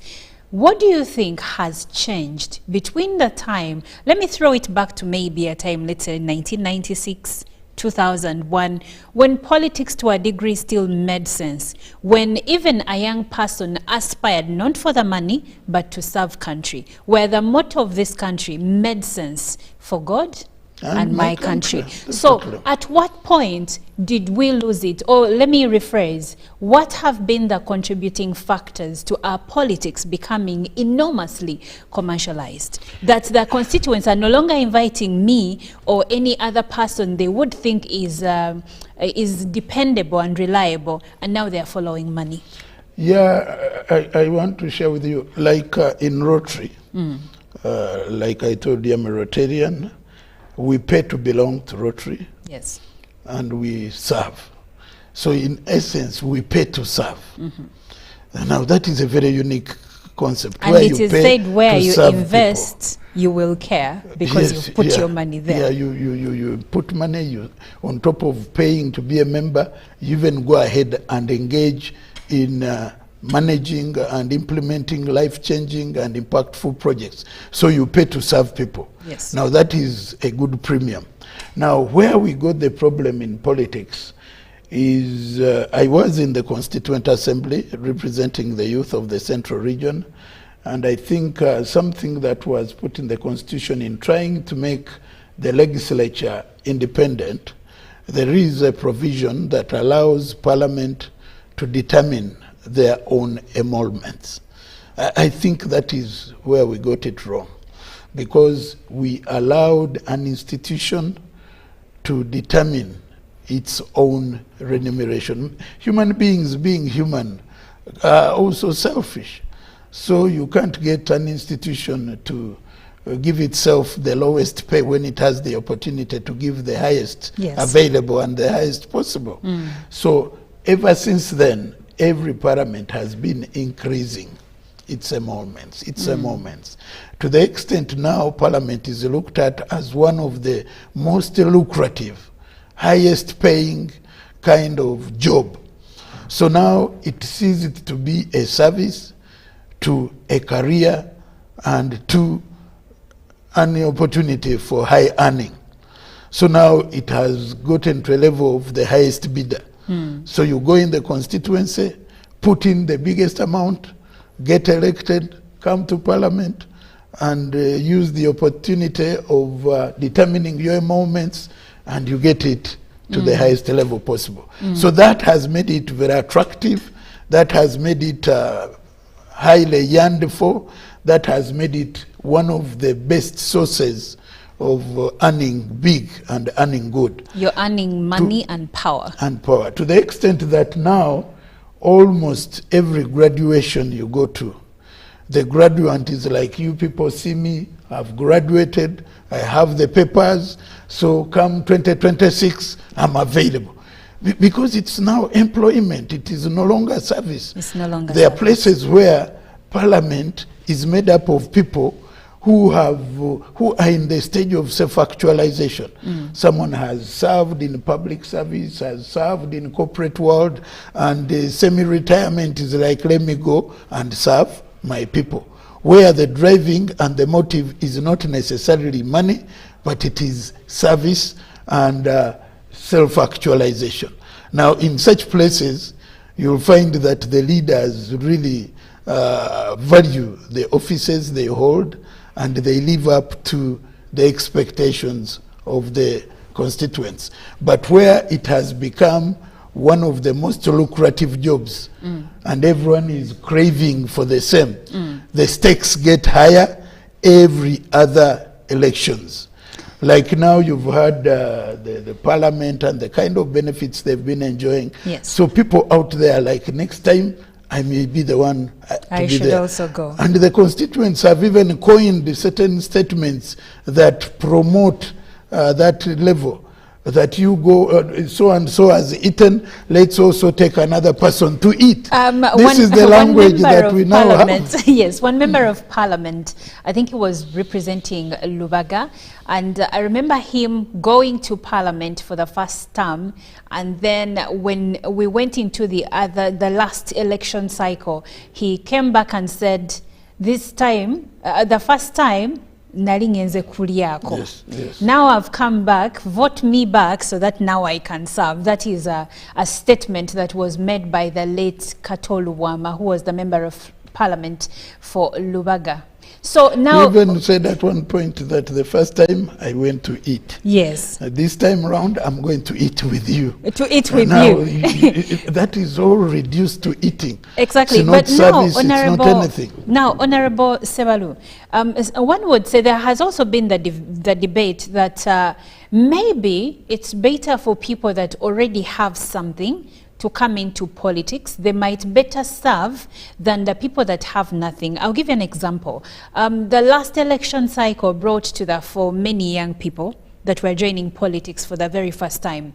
And the constant back then was that when also these ones get into parliament, regardless of how the end justifies the means, right? So when they get into parliament, most of them are blinded by the money they had never touched, and then they still lose the rationale of serving country. What would you say about that? No, I think I would put it so much to personalities, because there are even people with very humble backgrounds who take up leadership and remain steadfast in their leadership roles, because they are people of principle, they are people of good integrity, they are people who are accountable, they are people with passion, they are people with passion to serve, who genuinely want to serve with or without the money. Those kind of people are also there. Let's not lump them in the bracket of everybody. But there are more people that are driven by the benefits. Those are in the majority. Okay. But let's not discount those credible leaders who remain principled in their service and remain available to their constituents, remain available to articulating the issues regarding their constituents. Those are also there, and I would like to salute them. But there are those who simply invest, and once they've invested, they even don't go back to the constituencies. They remain in town, and the idea is that I paid you up front, so I gave you your money, I bought you this. So we have those challenges. So, but the few credible ones should be encouraged and should be recognized and appreciated. And I hear you on that. But are we saying that the people who are deep-pocketed, I don't want to use the word rich, cannot have the best interests for country? The ones that are willing to spend so much and get in there, are we saying that all of them are just spending so that they can earn more, or they can actually have good interests for country? That's why I put that issue on personality. Personality in terms of principles that you cherish as an individual, in terms of your values as an individual, in terms of your outlook. So those do influence. There are those who really spend on their people out of passion, out of interest, and they go ahead and do good for them and work for them. Those are there and they need to be acknowledged. There are those that may not have the money, but they are principled and continue to do good. But there are those who simply come in like a business. Those who come in opportunistically. Let me go and make good out of parliament, and I continue with my life. There are even those who really target to go for one term. Make sure I've bought my way, I get into parliament, I collect all the money I can collect, invest it, and forget about politics. There are those that are targeted politicians. One of, let me go, rip big, and call it a day. There are those who are looking at service as a way of life, as a way of giving back to community, as a way of contributing to the growth and the development of your country. Those are the kind of people who are principled, who have a good value proposition, who are out to ensure that the people that voted them get a good return on their vote. Okay, their return on investment, which is the vote. Now I'm speaking to Honorable Mike Sebalu, and the point of discussion today is the commercialization of politics in Uganda. If you've been following our elections, especially in the last few campaign cycles, that is 2011, 2016 and 2021, you will be able to realize that every single year how much money one person spends in order to get into an office of leadership, especially for the roles of MP and even those that are aspiring to become for the highest seat in the land, which is the presidential seat. You'll notice that lots of money is being spent, and we are wondering, is this how we can get democracy? Now, the government has, in a new move, proposed to regulate campaign spending so that probably this can restore democracy as we are supposed to know it in the country. So you can share your views, and if you have any queries, you can also ask your questions. Honorable Sebaru has been around for a minute, and I believe he's credible enough to answer your questions. He speaks from a lot of experience and a wealth of knowledge. Now, coming back to you, Honorable, this new regulation that the government is proposing, do you think it will be effective if, in case it has been put out, or it will remain on paper? Yeah, I think one, it is necessary and it is timely, and it should not be ignored because of whether it will work or not. Let's give it a try. It is something we need to do. We are not the first to do it. There are many countries that have done it. Oh, they are? Yeah, there are several countries have done it because it is a big problem globally. It's not only here, more so in our part of the world, the developing world, you know, where people look up to leaders to solve their problems. But I think before we take that route, which I seriously appreciate, I think there are certain areas that need to be emphasized. Yes. One, government should ensure that those that are given responsibility to manage ministries, departments, and agencies do manage them efficiently and effectively so that they are able to deliver services to the people.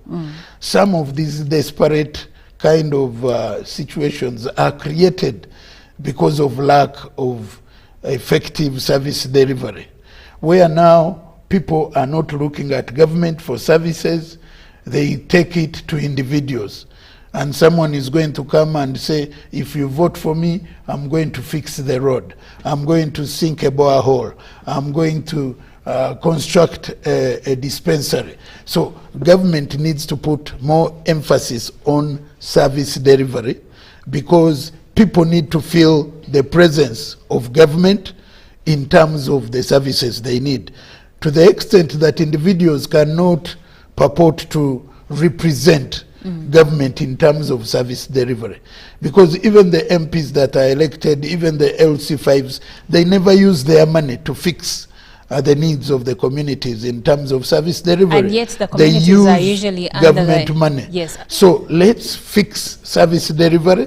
Let's make the presence of government felt in all parts of the country, to the extent that people should not purport to fill the gap. They should only be there to support government in getting things done, and done rightly, done correctly, and done timely. So that is one area where government needs to do a good job for the long term, to preempt individuals to appear to be strong enough or financially sound to do what government is supposed to do, because they never get to do it. Even where they do, they want to recoup that money using other means, because you can't have the money as an individual to fix the needs of the constituency. You simply can never do that. That's but right. People tend to get desperate and imagine individuals can do it, because they say, look, we've been here for 10 years, that hospital or that dispensary has no medicine, and this rich man is promising to stock the medicine, and they jump on the bandwagon. So that is one area, government to be effective and efficient in service delivery, to be felt so that individuals don't feel the responsibility of government. They can only lead and connect. The second area is to invest in civic education, to be able to empower the citizenry. Because right now we have a citizenry that is not empowered with information, with the knowledge, with what government is supposed to do. We need to empower our people to make leaders accountable, so that you don't come and tell me you are going to fix a road, a tarmac road. That is not something you can ever do. That is done by government, either central or local government. So once people get to know that there are those things which can only be done by government, they will be able to question the leaders who try to confuse them using money that they are the ones that are going to fix the needs of the community. That is an area that needs to be given emphasis, because what we have now is more voter education. We get people coming around telling us why we should vote and all that. But we need civic education to be an ongoing exercise. It should be cross-cutting. It should be ongoing, so that people get to know what government does and what government does not do. So civic education and giving it good funding is something that we need to have. Strong funding for institutions that are supposed to do civic education, so that people are empowered. They are able to choose the leaders from pretenders. They are supposed to discern what individuals can do and what they cannot do.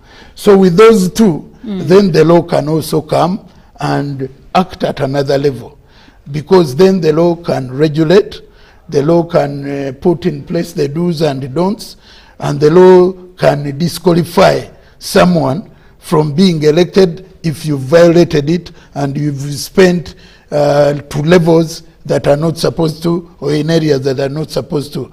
But the law will also have a challenge, because how do you tell which level of spending is out of, and in which area? Because if I'm in Kampala, and someone who is in the village who has a constituency or a whole county, so how are you going to tell which is the logistics and the logistics in the village? Yeah, they are different. So there are those dynamics, but definitely the draftsmen ought to look at that. Who brings what evidence to show that someone has violated? At what level is it applicable? And what are the punitive measures in place for someone violating? All those dynamics will be interesting, but definitely the legal regime can forecast and put provisions that help out to make the practice of overspending risky. We need to make it risky.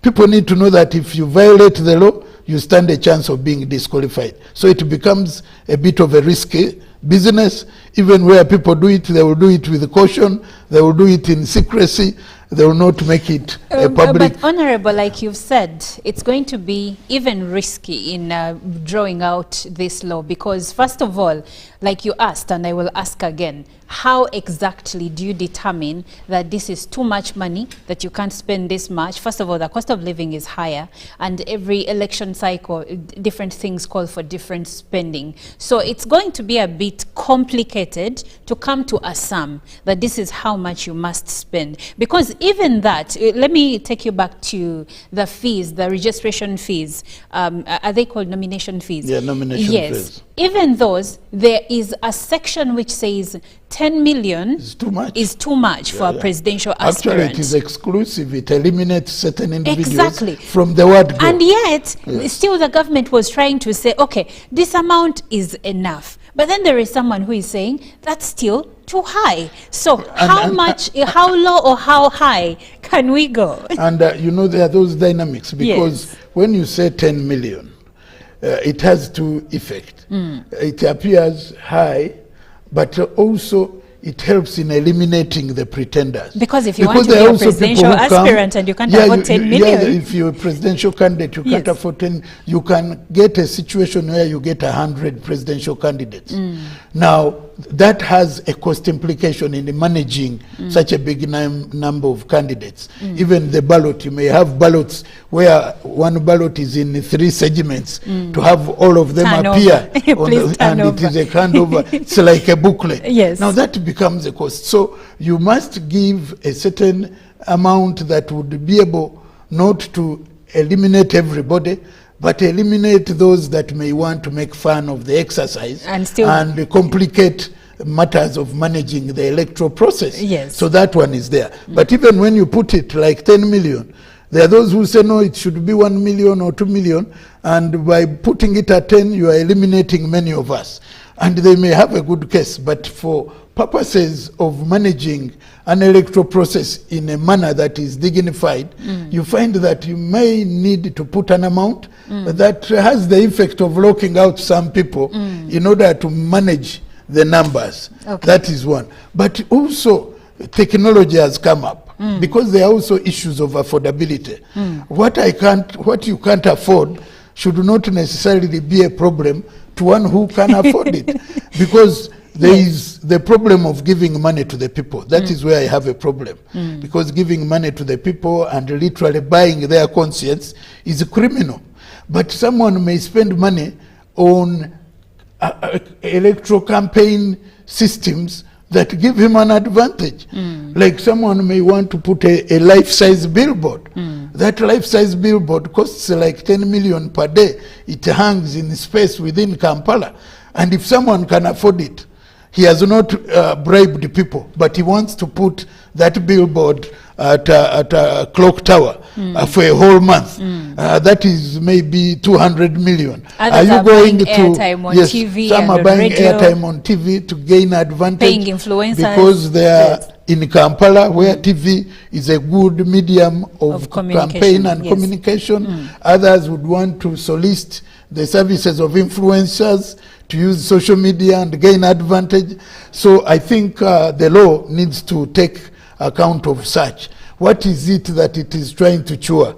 Is it the money per se, or is it the buying of votes, the tampering with the electoral process, using money, buying people's agents, buying electoral officials and influencing them to tilt the balance in your favor?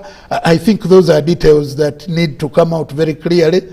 Otherwise, if one can afford a billboard, he can even have it digitized, where it keeps sending messages.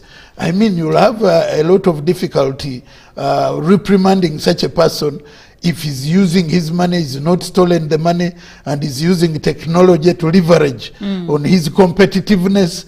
Now, those are issues that we need to look at, now, but the law is necessary, yes, and it should take care of all those dynamics. Of those aspects. Now, Honorable, I have a comment coming through from Emmanuel from Tororo, and he's saying, where will the propped elections financial regulations leave parties? Parties like NUP, parties like NRM, because in some cases they are the main source of support and finances for their candidates. Yeah, I think we are not negating the principle of multi-party. We are running multi-partyism, and individuals are sponsored by the parties. Yes. And you find some of the individuals wealthy individuals but belonging to parties, whereby even the sponsorship of the party may not be sufficient to run the kind of campaigns that they want to run. Because I don't see any party individually that has money that can get to very disturbing levels for each and every candidate that they sponsor. But they can get to disturbing levels for some candidates. No. What I'm saying is that the parties normally may have a flat level of sponsorship. Parties can say that every candidate with our flag is going to be given maybe 50 million. That is normal and that is in order. It's not excessive. Yeah, it's not excessive. And judging by the capacity of our parties, many of them can be able to do that with varying degrees. Some can say 10 million, others can even say 5. So even within parties, there will be competition in terms of the level of sponsorship per party. A bigger party will sponsor more. But individuals scale up what is sponsored. An individual may be given 50 million from the party headquarters, but he ends up using 500 million, in which case 450 is money he has gotten from other sources, which may be friends, family, or business. But some can even get money, bad money, into the economy, because there are people with money who may want to influence the trend of the politics in a country. You can get money laundering setting in, you can get bloody money from terrorists. So the regulation is also looking at such threats, because once you allow money to be the center, at the center of the electoral process, people may look out for bad money, money from wrong sources, and you end up having problems as a country arising out of funding from hostile sources, and you create instability in the country. So even that aspect is very important. What is the source of the money? Where is it coming from? Some money cannot be explained. What I know right now is that the law, if it comes into effect, will also look at source of money, who is behind the money, very important. Why is spending this much. And so as we close, Honorable, there is one comment here coming through, and this person says, I don't know how feasible it's going to be to completely eliminate commercialization of politics. It's actually setting a very bad example right from what is currently in universities. And he says, case in point, I won't mention the university name, but he says the guild elections have people who now finance them, people that are not even within the university. And then he asks a question, and your remarks will be the last on this one. And he says, what kind of leaders do we expect to have if we start with guild elections? Because these are the people that eventually become members of parliament, become presidential aspirants, or even presidents. No, I think it is the moral question. That's why I indicated that we should put emphasis on civic education, because it's not only university, even nursery schools now, you see posters, primary schools, secondary schools, boy. It has gone commercialized, and it is with the parents who give in that kind of money. You give sweets to your kid in nursery to go and give sweets. You are already biasing the morals of this young kid. So as they grow through the system to the guild and to parliament, these are the people who are going to believe that without money, you cannot be able to win an election, or on principle you cannot win, or using the facts and using value, you cannot win an election. So it is a big problem across the moral fiber of the across the generations. So we need to address it using civic education, because civic education is about rights, is about values, is about good conduct, is about integrity, is about accountability, is about transparency. Once we preach the gospel of good character and good etiquette and good integrity, it cuts across. Because it is not only, even in church, some people are getting positions in religious institutions using money. In church, moreover. Yes, so that is how far it has gone. It's not only in the political space. It's quite anywhere sad now where there is a well. voting, any space where there is a voting involved, you will find money coming in, which is a very terrible thing. That's something we should really fight. Right from the family level. Exactly. That is quite absurd. Well, this conversation will end right here. I've been speaking to Honorable Mike Sebalu. He is the former representative, the East African Legislative Assembly 2006-2013, and also District Governor Emeritus Rotary Uganda. And the conversation here today was the commercialization of politics in the country and government's move to regulate campaign spending. Thank you so much for sharing your views. I'll end with a comment from Dennis, who says, I think we should go back to the basics, because if you put emphasis on Ugandan MPs, they have forgotten their roles and they just look for something that can hold them in such positions to feast on resources and not delivering services. It's an ideal thought to teach the electorate what the election is all about, and this is the civic education Honorable Mike Sebalu has been mentioning all across this conversation. Now we will end right here, but Good Morning Uganda does continue with Ruben Chibirango giving us sports updates. Stay tuned. Yeah, thank you.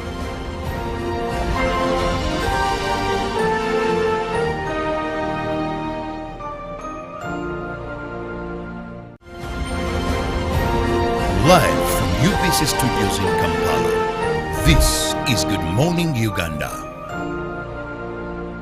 Pick of the day on UBC.